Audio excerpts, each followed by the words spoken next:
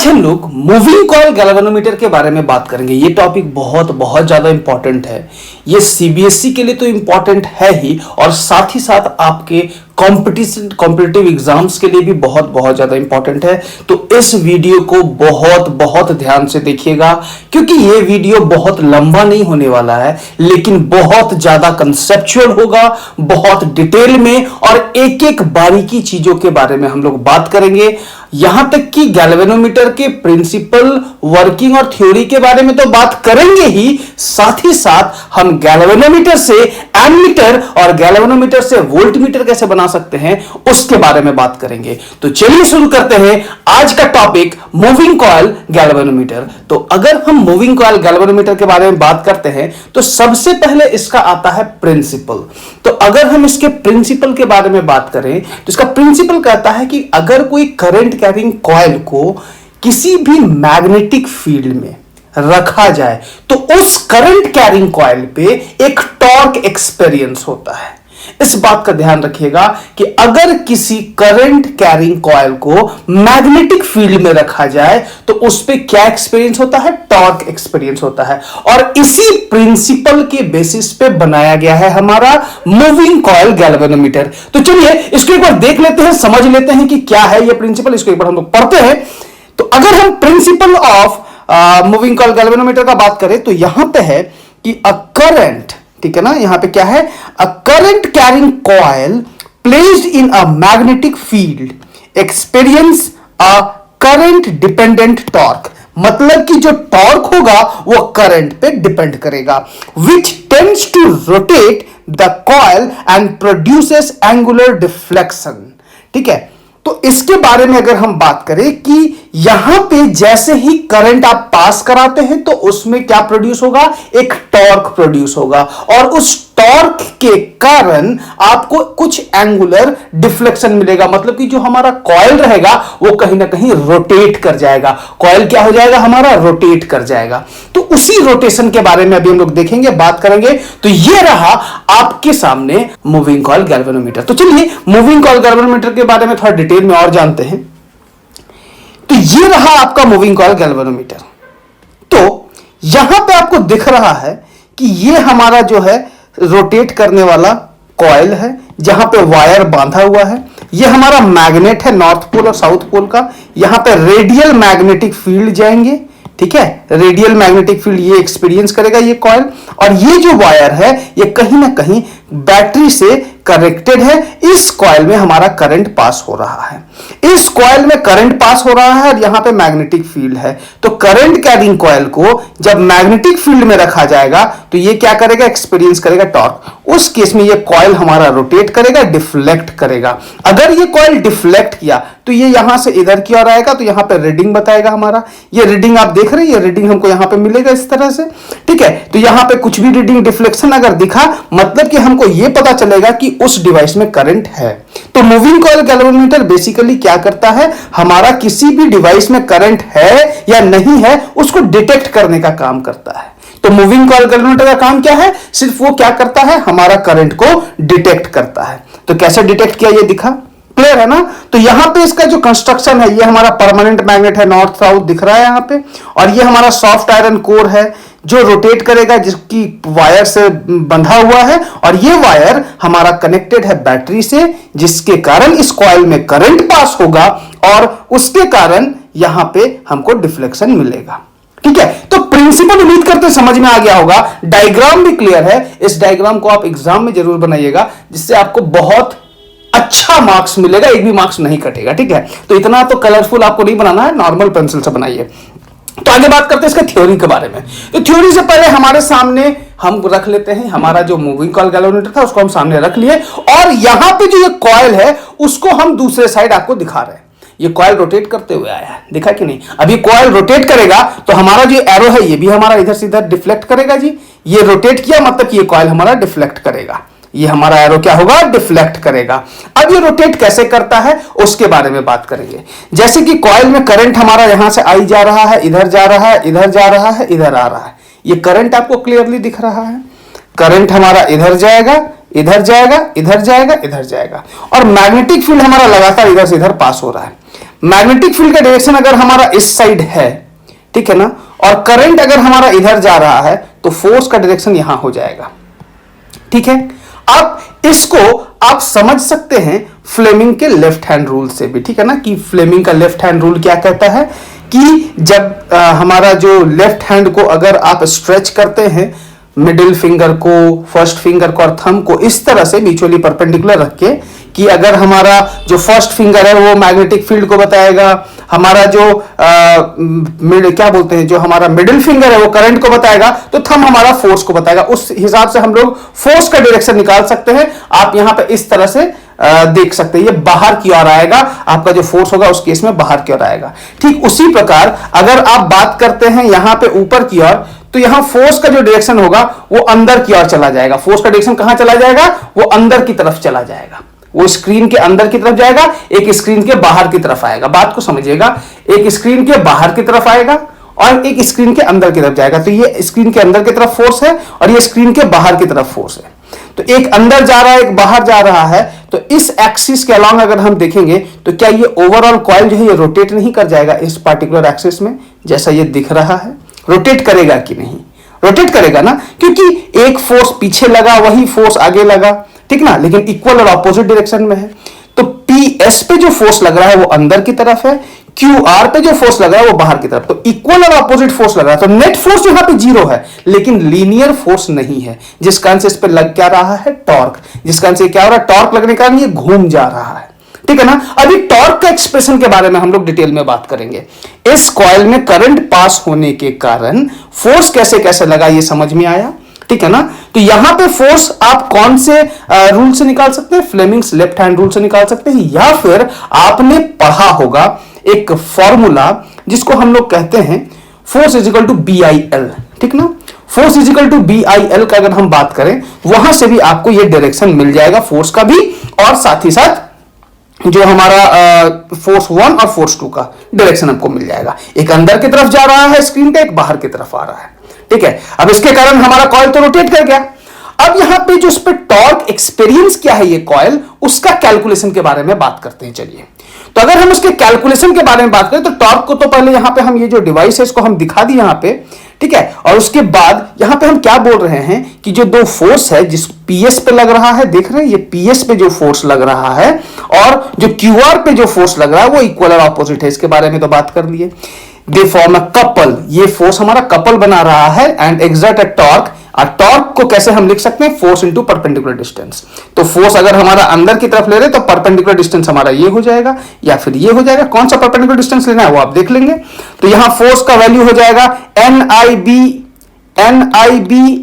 ये small b हमारा इसका लेंथ है, ठीक है, और कैपिटल B जो है हमारा मैग्नेटिक फील्ड है। ये हमारा फोर्स हो गया, और जो परपेंडिकुलर डिस्टेंस है वो A sin 90 डिग्री। A इधर डायरेक्शन में है, फोर्स अंदर जा रहा है, इसका मतलब A और फोर्स के बीच का एंगल क्या है? 90 डिग्री। फोर्स हमारा अंदर की तरफ जा रहा है और A स्क्रीन के सामने है A, ठीक है। तो दोनों के बीच का एंगल कितना है हमारा? 90 डिग्री। तो यहां पे फोर्स का वैल्यू आपको पता चल गया है, ठीक ना, और परपेंडिकुलर डिस्टेंस का वैल्यू आपको पता चल गया, ठीक ना। यहां पे हम यहां पे लिख लिए। इसको कंबाइन, sin 90 हमारा 1 होता है। इसको कंबाइंड फॉर्म में लिखेंगे तो ये कुछ ऐसा दिखेगा, BINA इंटू B। ए हमारा ब्रेथ हो गया, B हमारा लेंथ हो गया। तो लेंथ इंटू ब्रेथ करेंगे तो एरिया। तो टॉर्क इज इक्वल टू आ जाएगा हमारा क्या? बीना, BINA। ए हमारा एरिया को रिप्रेजेंट करेगा, A इंटू B हमारा एरिया ऑफ दिस फ्रेम। ये फ्रेम जो दिख रहा है इसका एरिया हमारा A इंटू B होगा। इसको A लिख दिए। अब देखो टॉर्क का फॉर्मूला याद करना कितना आसान है। टॉर्क इक्वल टू बीना। ऐसे अगर आप थीटा के फॉर्म में लिखना चाहते हैं तो टॉर्क इज इक्वल टू बीना साइन थीटा, ठीक है ना। तो एक नाम से आप याद रख सकते हैं। और इसी में एक और नाम जुड़ा है, Meena, M is equal to INA। ये INA का बात करेंगे तो ये मीना M जो कि मैग्नेटिक मोमेंट को रिप्रेजेंट करता है, वो यहां पे हम बात नहीं करेंगे। फिलहाल टॉर्क का फॉर्मूला क्या होता है? टॉर्क इज इक्वल टू बीना। तो बीना यहां पे हमारा टॉर्क का फॉर्मूला आ गया, इसको इक्वेशन 1 मान लिया। आगे देखेंगे, आगे जो हमारा होगा यहां पे जो डिफ्लेक्टिंग, वो जो टॉर्क था उसके कारण डिफ्लेक्शन हो रहा है, वही डिफ्लेक्टिंग टॉर्क के कारण रिस्टोरिंग टॉर्क भी होगा। अगर टॉर्क लग रहा है तो वो कॉइल अपने आप को रिस्टोर करने का कोशिश करेगा, और ये जो रिस्टोरिंग टॉर्क है वो हमारा एंगल पे डिपेंड करेगा। जितना ज्यादा हमारा कॉइल उठाएगा उतना ही तेजी से वो अपना पोजीशन को रिगेन करने का कोशिश करेगा, जिसको हम रीस्टोरिंग टॉर्क करेंगे। मतलब कि कॉइल अपने आप को रिस्टोर कर रहा है, तो रिस्टोरिंग टॉर्क उतना ही होगा जितना ज्यादा वो उठाया है, मतलब जितना ज्यादा एंगल होगा उतना ही ज्यादा हमारा रिस्टोरिंग टॉर्क होगा। इसीलिए torque is equal to phi बोला गया। फाई हमारा क्या है, जो डिफ्लेक्ट किया है, deflects the coil through an angle phi. Phi हमारा डिफ्लेक्टिंग एंगल है, ठीक है ना। थोड़ा और आगे बढ़ते हैं, तो यहां पे टॉर्क इक्वल टू होता है के थीटा बी। जैसे ही हमारा प्रोपोर्शनलिटी का साइन हटेगा, एक के आता है, के को हम लोग टॉर्सन कांस्टेंट कहते हैं। जैसे कि कॉइल, हर एक कॉइल तो एक जैसा नहीं होता, कोई कमजोर होगा, कोई मजबूत होगा। तो अगर कमजोर हुआ तो उसका टॉर्सनल कांस्टेंट का वैल्यू कम होगा, अगर कोई मजबूत कॉइल हुआ तो उसका टॉर्सन कांस्टेंट का वैल्यू ज्यादा होगा, ठीक है ना। तो ये हमारा नेचर ऑफ मटेरियल पर डिपेंड करेगा कंप्लीटली, कॉइल कैसा है, किस तरह का आप मटेरियल यूज कर रहे हैं, कि उस पर डिपेंड करेगा। तो टॉर्क का जो हमारा रिस्टोरिंग टॉर्क है उसका वैल्यू आ गया के फाई। के फाई, फाई यहां पे क्या है हमारा, थीटा नहीं है, फाई है हमारा। फाई हमारा क्या है, वो एंगल है जो कि डिफ्लेक्टिंग एंगल कहला रहा है। आगे बात करेंगे इक्विलिब्रियम का, बात करेंगे तो जो रिस्टोरिंग टॉर्क है वही तो डिफ्लेक्टिंग टॉर्क है। जितना डिफ्लेक्ट करेगा उतना ही तो अपने आप को रिस्टोर करेगा। तो restoring torque equal to deflecting torque. तो यहां पर रिस्टोरिंग टॉर्क हमारा के फाई था, उसको लिख लिए। डिफ्लेक्टिंग टॉर्क हमारा बीना था, अभी अभी हम लोग देखे, टॉर्क इक्वल टू बीना, दोनों को इक्वेट करके लिखे। ये फॉर्मूला बहुत ज्यादा इंपॉर्टेंट है, क्योंकि इसी से हम लोग मैक्सिमम न्यूमेरिकल्स बनाएंगे, और जो भी नया फॉर्मूला बनेगा वो भी इसी से बनने वाला है। कैसे, अभी आगे देखते हैं। के फाई इज इक्वल टू बीना। यहां पे आगे बढ़ते हैं, तो यहां पे फाई जो है, फाई को हम लोग लिख सकते हैं एन बी ए बाई के इंटू आई। ये जो के इधर मल्टीप्लाइड था उसको हम इधर डिवाइड कर दिए। इसका मतलब यह है जो ये फाई है, डिफ्लेक्शन किसके डायरेक्टली प्रोपोर्शनल। अब देखो, एन तो नंबर ऑफ टर्न्स है, कॉइल का जो नंबर ऑफ टर्न्स है वो एन है। बी क्या है, मैग्नेटिक फील्ड है। ए क्या है, एरिया है। के क्या है, टॉर्सन कांस्टेंट है। ये सारा ही कांस्टेंट है, तो फाई डायरेक्टली प्रोपोर्शनल किसका हुआ, करंट का। जितना ज्यादा करंट आप दोगे उतना ज्यादा डिफ्लेक्शन, मतलब कि ये करंट को डिटेक्ट कर रहा है। जितना ज्यादा करंट गया उतना ज्यादा फाई का वैल्यू, जितना ज्यादा करंट उतना ज्यादा एंगल, जितना ज्यादा करंट उतना ज्यादा एंगल, मतलब कि जो डिफ्लेक्शन होगा वो करंट के वैल्यू पे डिपेंड करेगा। मतलब कि हमारा गैल्वेनोमीटर रेडी हो चुका है, इसलिए हम फाइनली कहेंगे कि phi is directly proportional to I, ठीक है। जो एंगल डिफ्लेक्टिंग एंगल है वो करंट के डायरेक्टली प्रोपोर्शनल आ गया। और जो आई है, ये आई को हम लोग अगर लिखना चाहेंगे, के को इधर मल्टीप्लाई कर देंगे और एन बी ए को इधर डिवाइड कर देंगे, इस तरह से लिखा जा सकता है।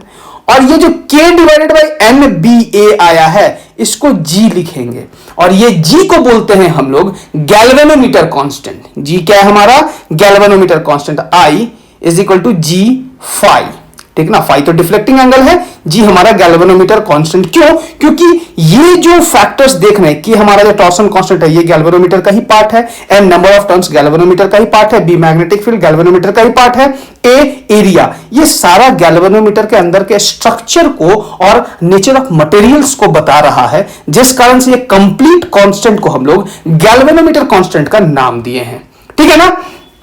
अब थोड़ा आगे बढ़ेंगे, तो यहां पे जी का जो वैल्यू होगा वो हम लोग आई बाई अल्फा नहीं होगा, यहां पे आई बाई फाई होगा। यहां गलती से हम अल्फा लिख दिए हैं, यहां पे आई बाई क्या हो जाएगा, फाई, ठीक है। यहां पे क्या लिखेंगे, आई बाई फाई। इसको थोड़ा सही से आप लिख सकते हैं, ये आई बाई क्या हो जाएगा, फाई। यहां पे हम इसको लिखते हैं आई बाई फाई, ठीक है। तो G is equal to I by phi आ गया हमारा, ठीक है। और इसको फिगर ऑफ मेरिट भी बोला जाता है। ये जो गैल्वेनोमीटर कांस्टेंट है, जिसको हम आई बाई आई बाई फाई बोल रहे हैं, ये हमारा फिगर ऑफ मेरिट भी कहा जाता है, ठीक है ना। तो फिगर ऑफ मेरिट क्या होता है कि किसी पार्टिकुलर सर्किट में जो करंट पास हो रहा है, ठीक है ना, जो किसी पार्टिकुलर सर्किट में जो करंट पास हो रहा है उसके कारण पर डिग्री डिफ्लेक्शन जो हो रहा है उसी को फिगर ऑफ मेरिट कहेंगे। आप डायरेक्टली फॉर्मूला से भी डेफिनेशन लिख सकते हैं, the current passing through the circuit due to which deflection of 1 degree shows in the galvanometer, this is known as figure of merit of the galvanometer, ठीक है। आप अपने अकॉर्डिंग भी डेफिनेशन लिख सकते हैं, डेफिनेशन बहुत आसान होता है। डेफिनेशन लिखने के लिए कोशिश करना है कि हमको ज्यादा से ज्यादा फॉर्मूला हम यूज करें, ठीक है, थोड़ा और आगे बढ़ते हैं और यहां पे बात करेंगे सेंसिटिविटी ऑफ अ गैल्वेनोमीटर। अब ये सेंसिटिविटी क्या होता है, मतलब कि गैल्वेनोमीटर किसी चीज को कितना सेंस कर रहा है। अगर कम करंट में डिफ्लेक्शन ज्यादा दिख जाए तो वहां पे हमारा गैल्वेनोमीटर क्या है, ज्यादा सेंसिटिव है, बहुत ही नाजुक है। थोड़ा सा ही अगर हम करंट पास करा रहे हैं तो वहां पे वो ज्यादा से ज्यादा वहां पे क्या हो रहा है, डिफ्लेक्शन दिख रहा है। तो इसको बोलेंगे सेंसिटिविटी, बहुत ज्यादा वो सेंस कर रहा है, कम से कम चीजों को ही वो ज्यादा से ज्यादा बता रहा है कि हाँ ज्यादा ज्यादा डिफ्लेक्शन दिखा रहा है, तो वहां सेंस करने का पावर उसका ज्यादा है। इसका मतलब कि उसका सेंसिटिविटी ज्यादा है। कम करंट पे ज्यादा डिफ्लेक्शन दिखने का मतलब क्या हुआ कि उसका सेंस करने का पावर ज्यादा है, इसका मतलब सेंसिटिविटी ज्यादा है। तो करंट सेंसिटिविटी का बात करेंगे तो कम करंट में ज्यादा डिफ्लेक्शन का बात करेंगे, और वोल्टेज सेंसिटिविटी का बात करेंगे तो कम वोल्टेज में ज्यादा सेंसिटिविटी का मतलब ज्यादा डिफ्लेक्शन का बात करेंगे। ठीक है, तो चलो देखते हैं यहां पे करंट सेंसिटिविटी का बात करें तो यह है हमारा the deflection produced in the galvanometer when a unit current flows through it. क्या बोला गया कि जो deflection produce in the galvanometer, galvanometer में जो डिफ्लेक्शन प्रोड्यूस हुआ है when a unit current flows through it, एक यूनिट करंट जब फ्लो किया जाएगा, यूनिट करंट फ्लो कराओगे तो डिफ्लेक्शन होगा phi by I, यही तो है करंट सेंसिटिविटी, और phi by I करोगे तो हमारा ये क्या हो जाएगा, NBA by K। ये भी आप कहां से लिख सकते हैं, K phi is equal to B ना लिखो, K phi is equal to क्या लिखोगे, B ना। देखो हम बोले थे ना यहां से हम बहुत सारा फॉर्मूला निकाल सकते हैं, K phi is equal to क्या लिखेंगे, B ना। K phi is equal to जैसे ही हम B ना लिखे ना तो यहां पे I को इधर डिवाइड कर दो, K को इधर डिवाइड कर दो, देखो ये वाला फॉर्मूला नहीं आ जाएगा क्या, आ जाएगा ना। तो यही तो है हमारा करंट सेंसिटिविटी, ठीक है ना, कि हमारा कम करंट पे कितना डिफ्लेक्शन हो रहा है। अगर कम करंट है डिफ्लेक्शन ज्यादा है, यानी कि करंट सेंसिटिविटी क्या है, ज्यादा है। वो आपको फॉर्मूला से भी क्लियरली दिख रहा होगा, ठीक है ना। अब थोड़ा आगे बढ़ेंगे और यहां पे वोल्टेज सेंसिटिविटी का बात करेंगे।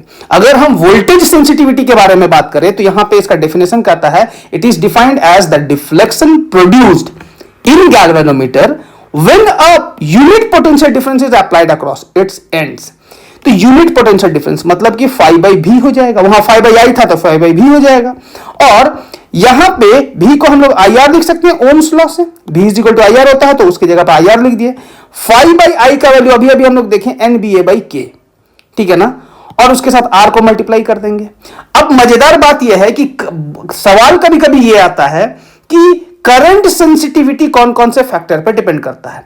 तो IS का फॉर्मूला आप देखें तो वो NBA और K पे डिपेंड करता है, ठीक है ना। phi by I मतलब IS किस पे डिपेंड करेगा, NBA by K मतलब नंबर ऑफ टर्न्स पे, मैग्नेटिक फील्ड पे, एरिया पे और टॉर्सन कांस्टेंट पे। मतलब यहां पे कि अगर नंबर ऑफ टर्न्स बढ़ाएंगे तो हमारा सेंसिटिविटी बढ़ेगा, मैग्नेटिक फील्ड बढ़ाएंगे तो सेंसिटिविटी बढ़ेगा, एरिया बढ़ाएंगे तो सेंसिटिविटी बढ़ेगा, लेकिन टॉर्सन कांस्टेंट बढ़ाएंगे तो हमारा सेंसिटिविटी घटेगा, क्योंकि अगर कॉइल मजबूत होगा वो रोटेट ही नहीं करेगा, जब रोटेट ही नहीं करेगा सेंसिटिविटी उसका घट गया, ठीक है ना। प्रैक्टिकली समझना है चीजों को। तो N ये हमारा करंट सेंसिटिविटी 4 फैक्टर पर डिपेंड करेगा, लेकिन अगर हम वोल्टेज सेंसिटिविटी का बात करें तो वो 5 चीजों पर डिपेंड करेगा, लेकिन करंट हमारा रेजिस्टेंस पे डिपेंड नहीं करेगा, ये याद रखना। देखो पिछला फॉर्मूला आपके पास होगा, आप देखे हैं पिछले फॉर्मूला में क्या था। यहां पे अगर हम बात करें पिछले फॉर्मूला के बारे में, IS के बारे में, वो कहता है phi by I यानी कि NBA by K। यहां पे आपका ये N पे डिपेंड करेगा, B पे, A पे और K पे, लेकिन ये क्या कभी भी ये जो वैल्यू आप देख रहे हैं यहां पे R पे डिपेंड कर रहा है क्या, रेजिस्टेंस पे नहीं, लेकिन वोल्टेज सेंसिटिविटी R पे डिपेंड करता है। तो ये 5 फैक्टर पे डिपेंड करेगा, voltage sensitivity, number of turns पे, मैग्नेटिक फील्ड पे, एरिया पे, टॉर्सन कांस्टेंट पे और साथ ही साथ रेजिस्टेंस पे। तो रेजिस्टेंस बढ़ाने पे सेंसिटिविटी, वोल्टेज सेंसिटिविटी घटेगा, नंबर ऑफ टर्न्स बढ़ाने पे वोल्टेज सेंसिटिविटी बढ़ेगा, मैग्नेटिक फील्ड भी बढ़ाएंगे तो वोल्टेज सेंसिटिविटी बढ़ेगा, एरिया बढ़ाने पे भी वोल्टेज सेंसिटिविटी बढ़ेगा, लेकिन टॉर्सन कांस्टेंट और रेजिस्टेंस दोनों में से कोई भी वैल्यू को बढ़ाया गया या फिर दोनों को बढ़ाया गया तो भी हमारा VS का वैल्यू क्या होगा, घट जाएगा, इनवर्सली प्रोपोर्शनल है। अब चलिए इतना सारा टॉपिक सीखने के बाद हमारे पास एक न्यूमेरिकल आता है। अब ये न्यूमेरिकल आपको दिख रहा है, इस न्यूमेरिकल को सबसे पहले पढ़ना है। कहता है कि to increase the current sensitivity, ध्यान से देखो, एक बार बनाने का कोशिश करो, फिर हम भी पढ़ते हैं, हम बनाते हैं सवाल को, ठीक है। इस सवाल तो हम बना देंगे, ध्यान से पहले सवाल देखना है, सवाल को समझना है। सबसे पहले क्या किया जाता है ना, जब भी न्यूमेरिकल आता है तो उस सवाल को हम पढ़ के समझने का कोशिश करेंगे, हमारा क्वेश्चन आधा वही सॉल्व हो गया। ठीक है ना। तो सबसे पहले क्वेश्चन को पढ़ के समझते हैं। तो सवाल कहता है to increase the current sensitivity of a moving coil galvanometer by 50%, its resistance is increased so that the new resistance becomes twice its initial resistance. मतलब कि यहां बोला है कि पहला तो करंट सेंसिटिविटी गैल्वेनोमीटर का हम क्या करते हैं, बढ़ाते हैं 50% से, फिर उसका रेजिस्टेंस को बढ़ा देते हैं, नया रेजिस्टेंस कर देते हैं इनिशियल का 2 गुना, इनिशियल का कितना कर देते हैं 2 गुना। तो बोला है कि by what factor does it's voltage sensitivity change, बोला यह गया है कि वोल्टेज सेंसिटिविटी पे क्या प्रभाव पड़ेगा। पहला बात तो रेजिस्टेंस को अगर आप डबल करते हैं तो वोल्टेज सेंसिटिविटी घटेगा, ये बात तो समझ में आ रहा है, लेकिन करंट सेंसिटिविटी बढ़ाने से हमारा वोल्टेज भी बढ़ता है। अब ओवरऑल क्या होगा, यहां कंफ्यूजन क्रिएट हो रहा है, तो यहां पे न्यूमेरिकली सॉल्व करना ज्यादा बेटर होगा। तो सबसे पहले क्या करंट सेंसिटिविटी वोल्टेज सेंसिटिविटी पे डिपेंड करता है कि नहीं, वो देखना जरूरी है। तो सबसे पहले अगर हम सॉल्यूशन के बारे में बात करें तो हमारे पास फॉर्मूला है करंट सेंसिटिविटी का। तो करंट सेंसिटिविटी का फॉर्मूला है हमारा IS is equal to 5I। ठीक है, क्या है हमारे पास, IS is equal to 5I। अब यहां पे वोल्टेज सेंसिटिविटी का बात करें तो 5/V है, तो V को हम लोग IR लिखेंगे, 5/I को IS लिख दिए, मतलब कि वोल्टेज सेंसिटिविटी को करंट सेंसिटिविटी के टर्म्स में हम लोग लिख दिए हैं। तो हमारे पास ये फॉर्मूला है। अब आगे सॉल्व करेंगे तो बोला ये गया है कि जो हमारा इनिशियल वैल्यू था उसको नया जो करंट सेंसिटिविटी है उसमें 50% बढ़ाया गया, मतलब IS में और 50% अगर हम ऐड कर देंगे तो जो नया करंट सेंसिटिविटी आएगा वो क्या होगा देख लेते हैं। तो जो हमारा नया करंट सेंसिटिविटी होगा उसमें 50% का बढ़ोतरी हुआ है, जिस कारण से IS में हम 50% बढ़ा देंगे तो 3/2 IS आ जाएगा, मतलब 3/2 IS। New current sensitivity will be 3/2 IS। Clear. Now voltage sensitivity का बात करेंगे तो VS डैश, जो नया वोल्टेज सेंसिटिविटी होगा वो हमारा IS डैश बाई 2R होगा। क्यों 2R, क्योंकि करंट हमारा 2 गुना हुआ था, याद है ना। करंट को हम लोग क्या किए थे, सॉरी रेजिस्टेंस को हम लोग क्या किए थे, 2 गुना किए थे। रेजिस्टेंस अगर 2 गुना था, सवाल में ही था, तो यहां पे 2R लिख दिए। IS का वैल्यू हमारा 3/2 IS है, तो यहां पे 3/2 यहां पे नीचे मल्टीप्लाई हो जाएगा, 2 2 4, तो यहां पे 3/4 हो जाएगा। IS बाई R को हम लोग VS लिखते हैं, तो इनिशियली VS था, VS डैश का वैल्यू 3/2 VS आया है, यानी कि 0.75 VS। मतलब कि इनिशियल वैल्यू का 75% हो जाएगा हमारा जो नया वोल्टेज सेंसिटिविटी होगा। ओवरऑल घटा ही है, कितना प्रतिशत घटा, 25% घटा है, तो न्यू वोल्टेज सेंसिटिविटी हमारा 75% हो जाएगा। ठीक ना। और इसमें डिक्रीज कितना हुआ है, 25% का डिक्रीज हुआ है। बात समझ में आ रहा है। ठीक ना। 0.75 हो गया है, यानी कि 0.25 तो गायब हो गया, कम हो गया, 0.25 कम हो गया, मतलब क्या हमारा 25% डिक्रीज हो गया है वोल्टेज सेंसिटिविटी। ये था हमारा CBSE का सवाल। ठीक है, उम्मीद करते हैं सवाल आपको अच्छे से समझ में आया होगा। इस सवाल को आप दोबारा देखिए, बनाइए, इस तरह का क्वेश्चंस को प्रैक्टिस कीजिए। अब आगे जो हम लोग बात करेंगे ये बहुत बहुत इंपॉर्टेंट है, बहुत ज्यादा कॉन्सेप्ट है इसमें। ठीक है, तो यहां पे हम लोग बात करेंगे conversion of galvanometer into ammeter और conversion of galvanometer into voltmeter. तो चलो बनाते हैं। अगर हम गैल्वेनोमीटर को एमीटर बनाए तो सबसे पहले हमको यह जानना होगा कि एमीटर का काम क्या है। एमीटर तो सबसे पहले करंट को मेजर करता है। क्या मेजर करता है, करंट को मेजर करता है। तो अगर वो करंट को मेजर करेगा तो वो ज्यादा करंट को अगर मेजर करेगा गैल्वेनोमीटर, तो आपको एक बात पता है, ऐसे ही गैल्वेनोमीटर बहुत ज्यादा सेंसिटिव है ना, बहुत ज्यादा सेंसिटिव है। अगर वहां पर ज्यादा करंट चला गया तो हमारा डिवाइस तो उड़ जाएगा। ऐसे ही तो वो पूरा फुल डिफ्लेक्शन दिखाता है, थोड़ा सा करंट में तो फुल डिफ्लेक्शन दिखाता है, ज्यादा करंट चल जाएगा तो गया गैल्वेनोमीटर। तो हमको डिवाइस को इस तरह से डिजाइन करना है कि यहां पे हमारा कम से कम करंट गैल्वेनोमीटर में जाए और हमको डिफ्लेक्शन भी कम से कम दिखे, ताकि हमको करंट के बारे में पता चले कि करंट का वैल्यू कितना है। ठीक है ना। तो उसके लिए क्या करेंगे कि गैल्वेनोमीटर में हम एक पैरेलल में शंट रेजिस्टेंस लगाएंगे, मतलब कि लो रेजिस्टेंस लगाएंगे, बहुत कम से कम रेजिस्टेंस लगाएंगे। जब यहां पे बहुत कम से कम रेजिस्टेंस लगाएंगे तो मैक्सिमम करंट तो इधर से पास होगा। अब देखो, एमीटर को लगाया जाता है हमेशा सीरीज में। कहां पे कनेक्ट किया जाता है, सीरीज में। क्यों, क्योंकि करंट हम लोग को निकालते हैं हम लोग हमेशा सीरीज में। करंट कहां निकालते हैं हम लोग, सीरीज में। तो एमीटर को कहां कनेक्ट करेंगे, सीरीज में। क्लियर। तो सीरीज में कनेक्ट किया तो सीरीज का करंट I यहां पे आ रहा है, आपको दिख रहा होगा, और I आएगा और डायरेक्टली अगर गैल्वेनोमीटर में घुस जाएगा तो ज्यादा करंट हमारा गैल्वेनोमीटर में घुसेगा तो ये तो गया, उड़ा देगा इसको। और अगर संट लो रेजिस्टेंस यहां यूज करेंगे तो कम से कम अगर रेजिस्टेंस होगा तो मैक्सिमम करंट इधर से पास होगा। रेजिस्टेंस अगर कम होगा तो मैक्सिमम करंट तो इधर से पास होगा। अगर मैक्सिमम करंट इधर से पास होगा तो कब थोड़ा सा करंट यहां से पास होगा।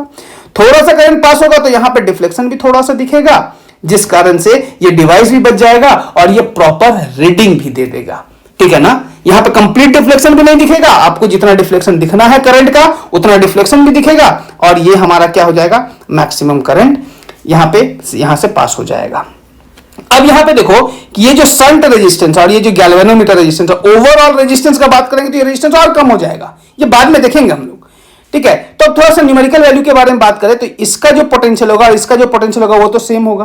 तो यहां पे जो हमारा करंट जा रहा है वो I माइनस IG जा रहा है और यहां पे करंट जा रहा है IG।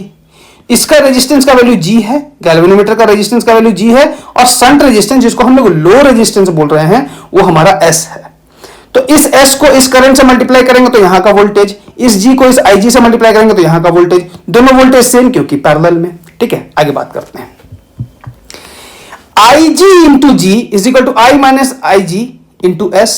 ये वोल्टेज और ये वोल्टेज आपस में क्या होगा, इक्वल होगा, जिस कारण से जो शंट का वैल्यू होगा वो IG by I minus IG into G हो जाएगा।